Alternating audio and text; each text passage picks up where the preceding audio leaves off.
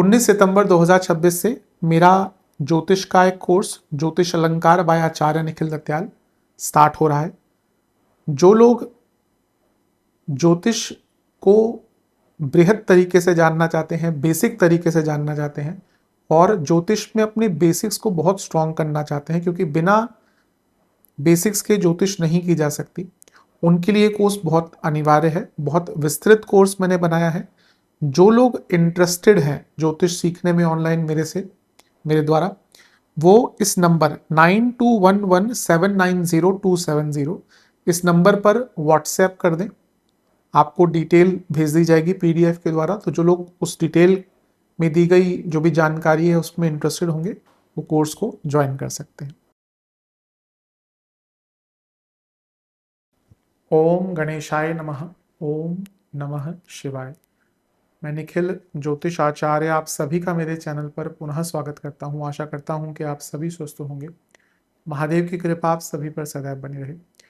ये वीडियो मेष यानी कि एरीज के लिए बहुत विशेष है, क्योंकि वीडियो है अगस्त 2026 के मासिक राशिफल के बारे में। कैसा रहेगा अगस्त का महीना मेष के लिए। जो मेरा मासिक राशिफल होता है वो जो जीवन की मुख्य चीज़ें होती हैं उन पर आधारित होता है, जैसे कि सामान्य विश्लेषण, career, business, income, investment, love life, married life, students और सेहत। और इसके साथ ही वीडियो के अंत में मैं कुछ विशेष उपाय भी बताता हूँ जिसके करने से महीने की सकारात्मकता में वृद्धि होती है। यदि आपकी लग्न राशि या चंद्र राशि मेष है, एरीज है, दोनों ही गाइडेंस के लिए देख सकते हैं। जहाँ से सूट और लेट ज़्यादा करता है वहाँ से देखिए। व्यक्तिगत तौर पे मेरा मानना है लग्न से देखेंगे तो अच्छा है। इनकेस नहीं पता है आपको अपनी लग्न राशि, तो आप अपनी चंद्र राशि से भी इसको देख सकते हैं। शुरू करते हैं इस अत्यंत महत्वपूर्ण राशिफल का सामान्य विश्लेषण के साथ। शुरू करते हैं सामान्य विश्लेषण के साथ। इस महीने के गोचर देख लेते हैं। शुक्र कन्या में आ जाएंगे आपके पहले ही अगस्त को। मंगल मिथुन में आ जाएंगे 2 अगस्त को। 5 अगस्त को बुध कर्क में आ जाएंगे। अमावस्या योग आपका लगेगा 12 अगस्त को यहीं पर चौथे घर में। और सूर्य का सिंह में प्रवेश हो जाएगा यानी कि पंचम भाव में 17 अगस्त को। और 28 अगस्त को पूर्णिमा योग आपके 11वें घर पे लगेगा। शुरू करते हैं। पहला जो गोचर है वो, अच्छा लग्न पर देखें तो केतु का प्रभाव है। और आपके लग्नेश भी इस महीने गोचर कर रहे हैं यानी कि मंगल। तो अच्छा है, बुरा नहीं कहूँगा मैं कि एक प्रकार से जो भी चेंजेस टेक्निकल लेवल पर, स्किल लेवल पर, अपने लाइफस्टाइल को मेंटेन करने के लिए आपको लाने थे, ये महीना ऐसा है जहाँ पे चीज़ें थोड़ी लय में आती हुई दिख रही हैं। जुलाई का महीना अस्त व्यस्त गया होगा कई लोगों के लिए, लेकिन अगस्त थोड़ा सा कम बैक का महीना है। शुक्र पहले राशि परिवर्तन करेंगे, छठे भाव में आकर बैठ जाएंगे, नीच अवस्था के हो जाएंगे। छठे घर के शुक्र वैसे बहुत अच्छी पोजीशन नहीं है। इवन मैरिड लाइफ के लिए अगर कुंडली में छठे घर के शुक्र है तो बहुत प्रॉब्लम्स आती हैं, स्पेशली अगर केतु के साथ आ गए, मंगल के साथ आ गए। ये भाव डाइवोर्स का भाव होता है। सबसे इंपॉर्टेंट भाव है छठा भाव। तो यहाँ पे अगर हम बात करें तो आपके धनेश सब छठे घर में गए हैं, तो कोई पैसे वैसे का काम फंसा हुआ था वो पूर्ण हो सकता है आपका। पैसा उधार मत दीजिएगा किसी को। सप्तमेश अपने से 12वें में है, ये मैरिड लाइफ के लिए बहुत अच्छा नहीं है, कुछ प्रॉब्लम्स आ सकती हैं। और छठे घर के शुक्र ना शत्रु तो बनते ही हैं, जो रिलेटिव्स होते हैं ना वो ज़्यादा शत्रु बनते हैं, उनसे ज़्यादा शत्रुता रहती है और उनके साथ मतभेद काफ़ी रहते हैं। इन पर वक्री शनि की दृष्टि भी रहेगी, तो ये मैरिड लाइफ में थोड़ा प्रॉब्लम लेकर आ सकती है और चीज़ें थोड़ी मंद भी रहेंगी, क्योंकि शुक्र जब छठे घर में गए, नीच के हो गए, तो शुक्र क्योंकि मेटलिस्टिक चीज़ों के बहुत बड़े कारक हैं, बहुत इंपॉर्टेंट कारक हैं, तो उनका छठे घर और वक्री शनि का प्रभाव यानी कि आपके जो काम है स्पेशली भौतिक जीवन की, उसमें मंदता आ सकती है। कार्य क्षेत्र में ऑफिस पॉलिटिक्स रह सकती है। अगला गोचर मंगल का होगा। मंगल मिथुन में आ जाएंगे। बहुत अच्छा स्थान है मंगल का। लग्नेश का तीसरे घर में आना, मंगल का तीसरे घर में आना, जैसा मैंने कहा जुलाई से ना बहुत बेटर यहाँ पे रहेगा, कॉन्फिडेंस आएगा आपका। अगर जुलाई की बात करें, बहुत डामाडोल रही होगी स्थिति, कम्युनिकेशन प्रॉब्लम, हेल्थ इश्यूज, बहुत कुछ रहा होगा।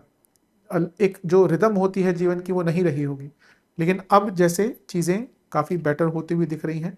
लग्नेश का तीसरे घर में आना, मंगल का तीसरे घर में आना, मैं तो हमेशा कहता हूँ तीसरा घर मेरे हिसाब से मंगल के लिए सबसे बेस्ट पोजीशन है। तो यहाँ पे बहुत आगे बढ़ने का मौका मिलेगा। मंगल छठे घर को भी देखेंगे और यहाँ से 10वें घर को भी देखेंगे और नवम भाव को भी देखेंगे। तो ये पराक्रम उपचय कनेक्शन जो है ये बहुत अच्छा है। कई आपके जो कार्य एकदम रुक से गए थे ना जुलाई में, वो अगस्त में गति पकड़ेंगे। बुध का गोचर होगा, पहले बेचारे वक्री भी हो गए थे, पतित भी हो गए थे, अब वो पुनः 5 अगस्त को आ जाएंगे चौथे भाव में। उनकी युति होगी सूर्य और गुरु से, बुध आदित्य योग बना। आप में से कई लोगों की मानसिक स्थिति बहुत अच्छी नहीं रही होगी जुलाई में, वो चीज़ें बेटर होंगी, अपने ऊपर कॉन्फिडेंस आएगा, कम्युनिकेशन थोड़ा बेटर होगा, घर में भी मनमुटाव कम होगा। गुरु के साथ है तो ये भी ठीक है। हाँ, थोड़ा ईगो क्लैशेस हो सकती है, उससे आपको बचना है। ये सारे ग्रह मिलकर 10वें घर को देख रहे हैं, तो जैसे ही बुध का गोचर होगा कार्यक्षेत्र में बिजी रहना शुरू कर देंगे। 12 अगस्त को लेकिन अमावस्या पड़ रही है, अमावस्या दोष पड़ रहा है, या अमावस्या दोष नहीं है तो अमावस्या है जो खगोलीय घटना होती है। यहाँ पे ना अपनी मानसिक सेहत और अपने घर में बहुत केयरफुल रहेगा, क्योंकि बहुत बड़े स्तर पर झगड़े हो सकते हैं। और क्योंकि चौथा भाव पीड़ित है तो यहाँ पे कुछ वहीकुलर एक्सीडेंट के भी योग यहाँ पर बन सकते हैं, थोड़ा अटेंटिव रहिएगा। अगला गोचर सूर्य का होगा, वो सिंह में आकर बैठ जाएंगे केतु के साथ। सूर्य केतु अगेन अग्रहण दोष, लेकिन सूर्य केतु दृष्टिकोण बदलने वाला योग होता है। मैं अभी थोड़ी देर पहले चर्चा करी थी इसकी कि सूर्य जब भी राहु केतु के साथ आते हैं तो दृष्टिकोण बदलता है। तो यहाँ पे जब सूर्य केतु आएंगे तो ना अपने जीवन में जो प्रॉब्लम्स हैं उनका उनके बारे में पता लगा पाएंगे। कभी कभी होता है हमें समझ नहीं आता कि जीवन में प्रॉब्लम कहाँ पे है, प्रॉब्लम की जड़ कहाँ पर है। तो यहाँ पे अपनी प्रॉब्लम की जड़ तक पहुंचने का बहुत अच्छा योग आपका बन जाता है। जो लोग रिलेशनशिप में हैं थोड़ी प्रॉब्लम्स अवश्य आ सकती है, बच्चों से संबंध थोड़े बिगड़ सकते हैं। जो गर्भवती महिला है उनको थोड़ा सा ध्यान देने की आवश्यकता है। इसके बाद पूर्णिमा का योग लगेगा कि होगा 11वें घर में। देखिए, पूर्णिमा योग 11वें घर में कोई बुरा नहीं होता। 28 अगस्त को लगेगा तो महीने का अंत जाते जाते कोई बहुत बड़े धन का लाभ आपको दे सकता है। 11वें घर में अगर ग्रहण लग रहा है, वो भी चंद्र ग्रहण, यानी कि धन कमाने की असीम संभावना है। ग्रहण केवल बुरा नहीं होता, कहाँ पड़ रहा है, किन ग्रहों के प्रभाव में, लग्न कैसा है, ये सब डिपेंड करता है। तो यहाँ पे लग्नेश भी तीसरे घर में है, ग्रहण 11वें घर में, यानी कि महीने का अंत आपकी कोई बहुत महत्वपूर्ण इच्छा भी पूरी करता हुआ दिखा रहा है। तो मेरे हिसाब से महीना अच्छा है, जुलाई से एटलीस्ट बहुत कंसीडरेबली बेटर रहेगा। विशेष प्रेडिक्शन, फ्लो मेंटेन कीजिएगा, बहुत आगे बढ़ पाएंगे। ग्रेटिट्यूड की भावना रखिए और थोड़ा सरेंडर की भावना रखिए कि ना सब कुछ मैं नहीं कर सकता। ये जिस दिन व्यक्ति ने मान लिया ना कि मैं सब कुछ सही नहीं कर सकता, तो जीवन ईजी हो जाता है। थोड़ा डाउन टू अर्थ रहिए, अपने जीवन में थोड़ा जो लोग आपको समझते हैं उनसे बातचीत करने का प्रयत्न कीजिए। और सबसे इम्पोर्टेंट है कि अपने ऊपर विश्वास रखिए। ये एक ऐसा टाइम है जहाँ पर आपको थोड़ा फ्रीडम भी चाहिए। ऐसा लगता है कि आप लोगों के दबाव में इतना अपने आप को भूल चुके हैं कि जीवन क्या होता है, जीवन जीना क्या होता है, भूल चुके हैं इस चीज़ को।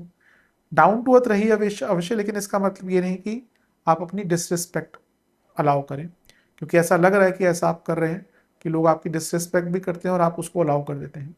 कभी कभी होता है, हमें करना पड़ता है, लेकिन it should not go on. भाग्य का साथ मिलेगा इस महीने, नो डाउट। मेरे हिसाब से ये महीना ऐसा है कि जहाँ पे आपको ना चीज़ें विलंबित नहीं करनी चाहिए। जो लग रहा है कि हाँ ये कार्य भी हो सकता है, उसको वहीं के वहीं खत्म कर लीजिएगा। कुछ चीज़ें जिनसे बचना है, पहला, बिना सोच विचार के कुछ भी काम स्टार्ट नहीं करना। पेशेंस के बिना कुछ किया तो बहुत दिक्कत होगी। और जो भी करें ना पूरे मन लगा के करें, केवल पेशेंस नहीं, मन लगा कर। अगर बेमन करेंगे ना इस महीने कुछ भी काम नहीं बनेगा, बल्कि खराब होगा। अपनी ऊर्जा सही डायरेक्शन में नहीं लगा पाए तो भी दिक्कत होगी।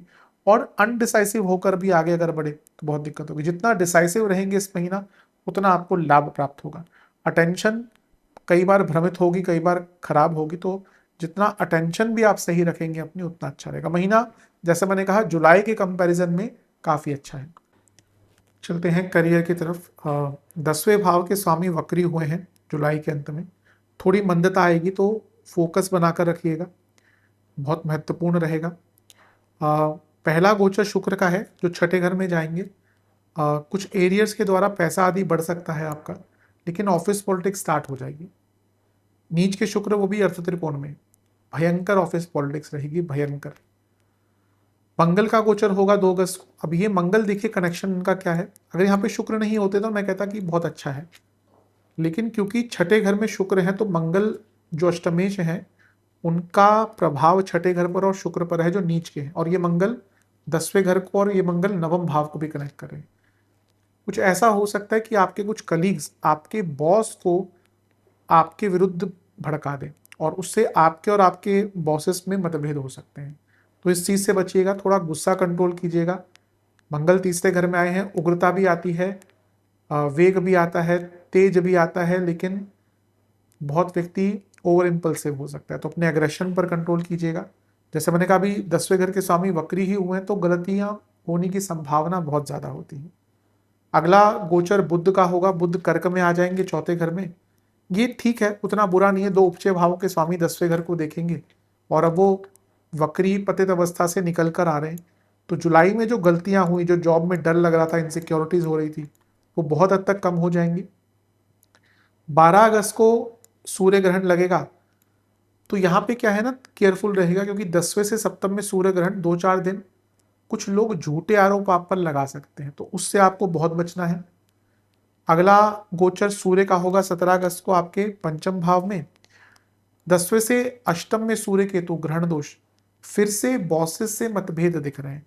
मुझे ये लगता है कि कुछ लोग आपके बीच में मतभेद क्रिएट करवाएंगे डेलिबरेटली, तो आपको उस चीज से ही बचने का प्रयत्न करना है। जितना आप सरल रखेंगे, कंफ्यूजन नहीं क्रिएट करेंगे, उतना आपके बीच में चीजें ठीक रहेंगी।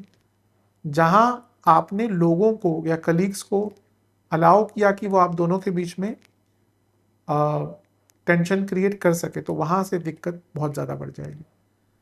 महीने के अंत में पूर्णिमा या चंद्र ग्रहण दोष लग रहा है, चंद्र ग्रहण लग रहा है, जो प्रॉपर ग्रहण होता है खगोलीय घटना, तो वो आपके 11वें घर में लग रही है, तो ये हो सकता है महीने के अंत में जाते जाते आपको कुछ नई अपॉर्चुनिटीज और कुछ इंसेंटिव ज़्यादा आदि आपको प्राप्त हो जाए। तो ये महीना स्पेशली तो मैं कहूँगा अपने कलीग्स के कारण अपने बॉसेस से मतभेद मत होने दीजिएगा। विशेष प्रेडिक्शन, ये महीना अपनी गलतियों को समझने का है, उन पर काम करने का है। ये महीना ऐसा भी है जहाँ पे आपको अपनी अटेंशन बहुत सही रखनी है, क्योंकि आपका अटेंशन डेफिसिट रहेगा इस महीने, कि आपकी अटेंशन नहीं सही रह पाएगी। अपनी ऊर्जा को सही करिए और जितना हो सके ना चीज़ों को समझ कर ही करिएगा, पेशेंस के साथ काम कीजिएगा और थोड़ा वेकअप हो जाइए। एक मूवी आई थी ना वेकअप से, वैसे ही थोड़ा जागरूक होने की आवश्यकता है। आप चीज़ों को कभी कभी बहुत लाइटली लेते हैं और आप हर व्यक्ति को समझते हैं कि मेरे जैसा अच्छा है, ऐसा नहीं होता। It's a cut throat competition out there. तो आपको ये भले आपका दोस्त हो, ये मत मानेगा कि वो आपका हितैषी होगा। कार्यक्षेत्र बहुत अलग से कर्णभूमि है। ये महीना ऐसा, अगर आपसे कुछ गलती होती है उसको ना मान लीजिएगा, रेदर देन उस पर एडमिट हो जाए, उस गलती को मान लीजिएगा, बहुत आपके लिए उपयोगी रहेगी। जहां आपने एडमिट होकर रिजिड होकर ये बोला कि नहीं मेरी गलती नहीं है, वहां पे आपकी प्रॉब्लम और बढ़ेगी। महीना ठीक ठाक है करियर के लिए। बिजनेस की तरफ चलते हैं। सप्तमेश आपके शुक्र पहला गोचर उन्हीं का होगा, छठे घर में आकर बैठ जाएंगे, सप्तम से 12वां नीच का, ये स्लो डाउन दिखाता है। इस महीने थोड़ा स्लो डाउन रहेगा और कुछ नुकसान भी हो सकता है बिजनेस में, तो बहुत अटेंटिव रहिए। आपकी ही नासमझी, आपकी ही बेपरवाही के कारण थोड़ा नुकसान महीने के शुरुआती भाग में हो सकता है। शुक्र की बात कर रहे हैं यहाँ पे हम, तो कुछ हिडन एनिमीज या आपके जो शत्रु हैं, कॉम्पिटिटर्स हैं, वो भी आपके विरुद्ध कुछ करने का प्रयत्न कर सकते हैं और मैन पावर की प्रॉब्लम भी इस महीने आ सकती है। मंगल का गोचर दूसरा होगा, ये ठीक अवस्था में आ रहे हैं, लग्नेश हैं, तो 2 अगस्त को यहीं पे आ जाएंगे, तो जो भी प्रॉब्लम आएगी उसको ना हल करने का, उसको सॉल्व करने की क्षमता भी आपके अंदर रहेगी। 5 अगस्त को बुध का गोचर होगा, वो यहाँ पे आकर सप्तम से 10वें में 3 ग्रहों की युति बनाएंगे, तो 5 अगस्त के बाद से जो शुरुआती 4-5 दिन में काम अटके थे ना, वो बनने शुरू हो जाएंगे। जो शुरुआती 4-5 दिन है वही मुझे ज़्यादा कठिन आपके लिए दिख रहे हैं।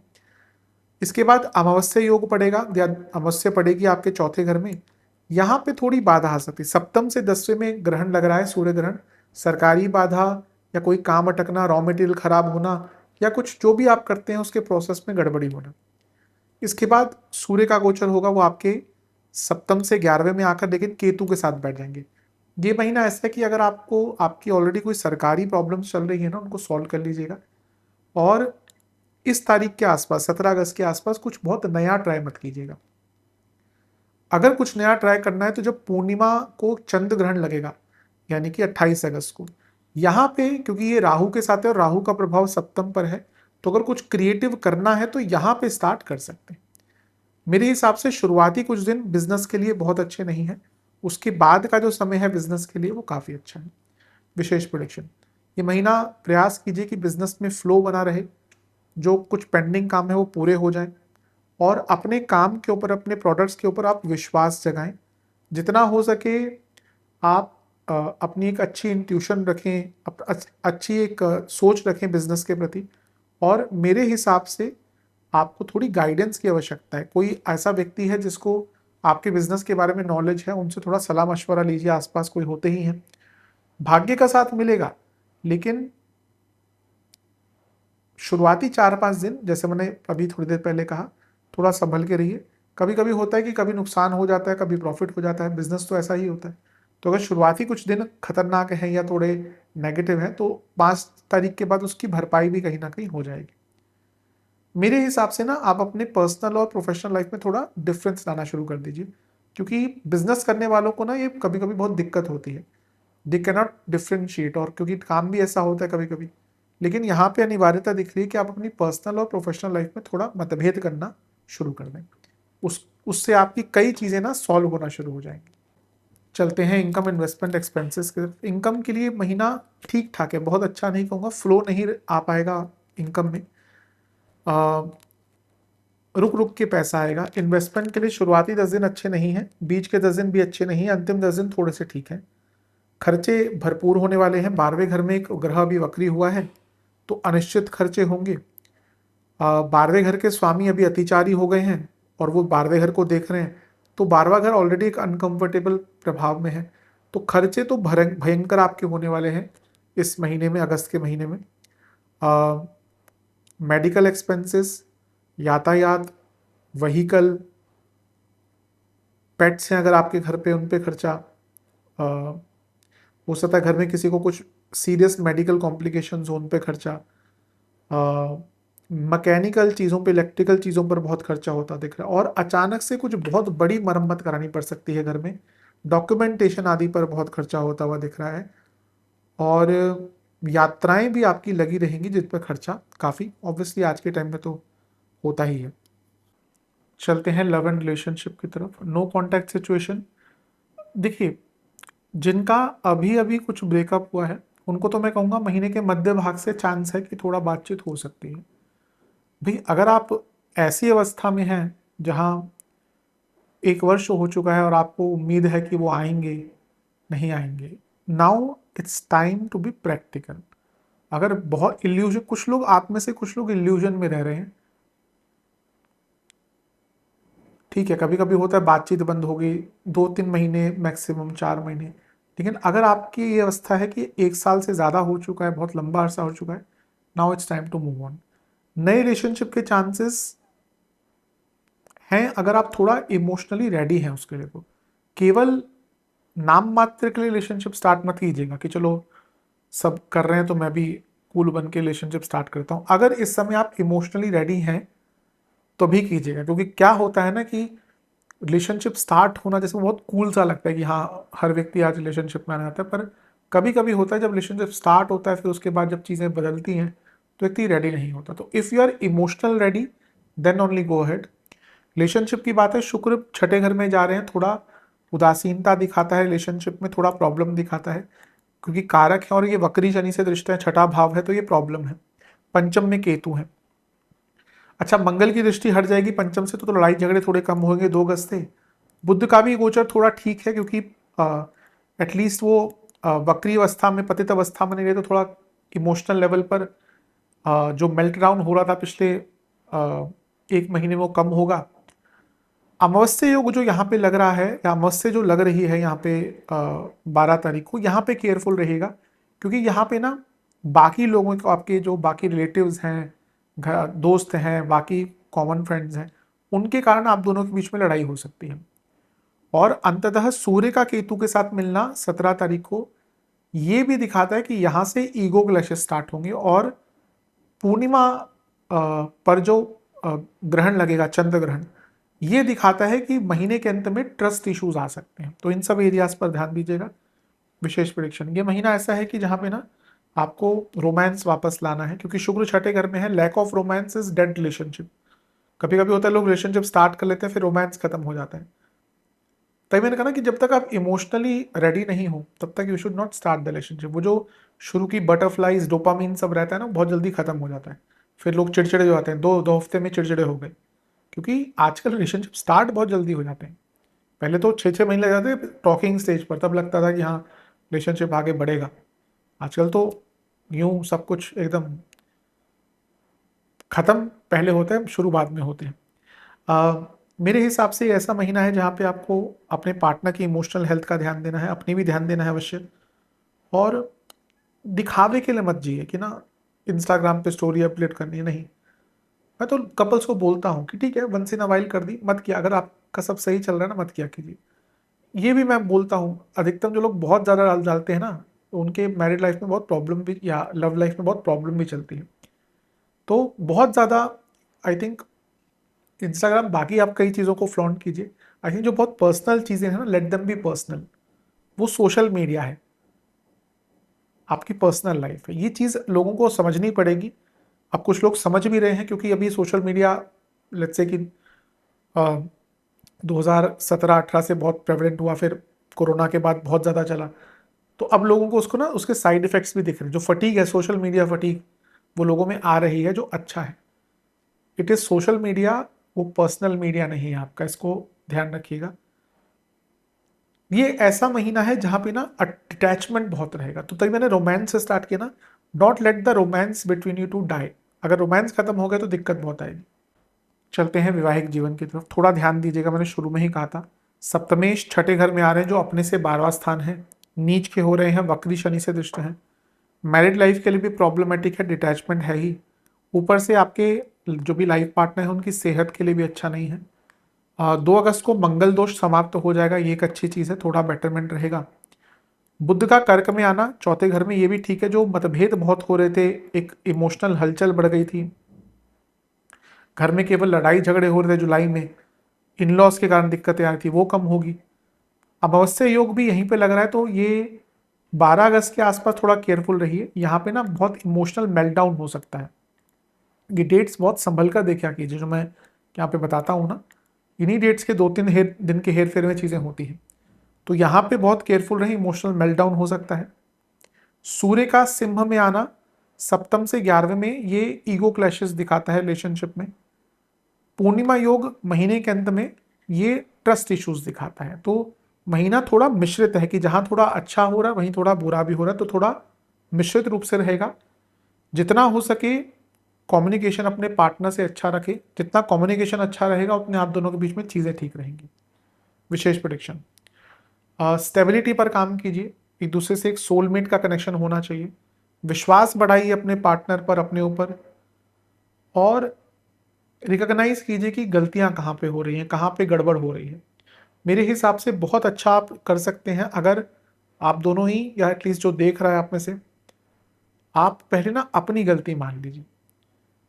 आप अपने पार्टनर के बदलाव के नेचर में आ रहे बदलावों के जो साइंस हैं ना, उन पर एक नज़र डालिए। और सबसे महत्वपूर्ण चीज़ ये है कि कोई भी चीज़ ना आधी अधूरी मत बोलिएगा इस महीने। कभी कभी होता है ल्यूसिडली कुछ बोल देते हैं और उसका इम्पैक्ट नेगेटिव पड़ जाता है। तो इन सब चीज़ों का ध्यान दीजिएगा।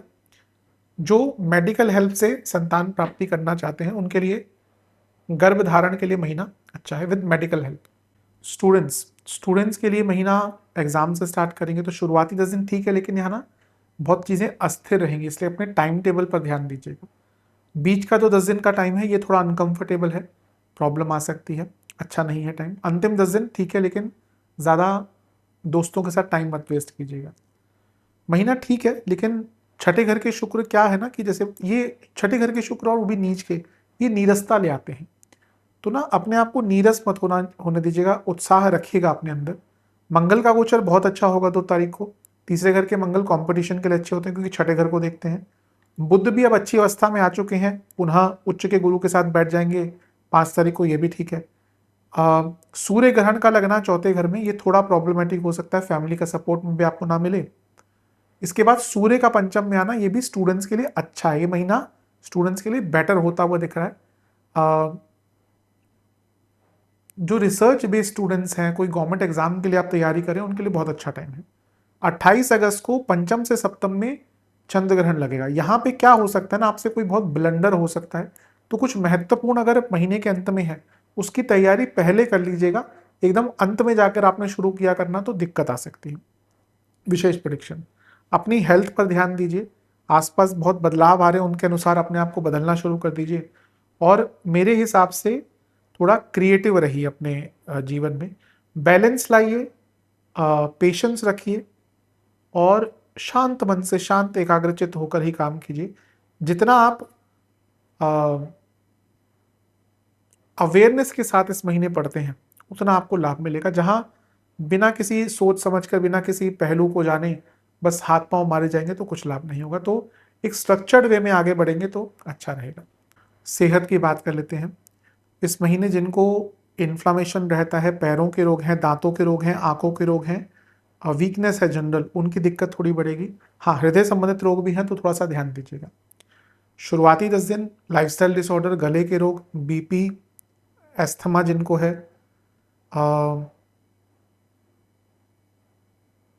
और हार्मोनल प्रॉब्लम। बीच के 10 दिन अगेन बीपी, एसिडिटी, चेस्ट के एरिया के रोग, आंखों के रोग और बॉडी में हीट बहुत ज़्यादा जनरेट होना। अंतिम 10 दिन में नसों की प्रॉब्लम, कफ रोग, आंखों के रोग दोबारा, और स्किन की प्रॉब्लम और नसों की प्रॉब्लम तंग करेगी।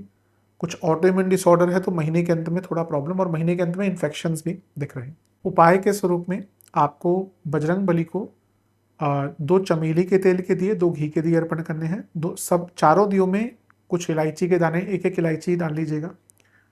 तुलसी अर्पण कीजिएगा बजरंग बली को। हनुमान बाहुक का 2 बार पाठ कीजिएगा।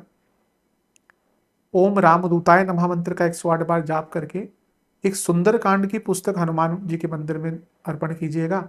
और कुछ गेहूं का आटा दान कीजिएगा और कुछ शक्कर दान कीजिएगा। महादेव का कच्चे दूध और गंगा जल को मिलाकर अभिषेक कीजिएगा। चंदन का विलेपन कीजिएगा। ओम रुद्राय नमः मंत्र का 108 बार जाप करके महादेव के मंदिर में चावल और घी का दान कीजिएगा। आशा करता हूँ वीडियो काम आएगा। चैनल पर नहीं सब्सक्राइब कीजिए, वीडियो को लाइक कीजिए। मिलता हूँ अगली वीडियो में, तब तक के लिए ओम नमः शिवाय।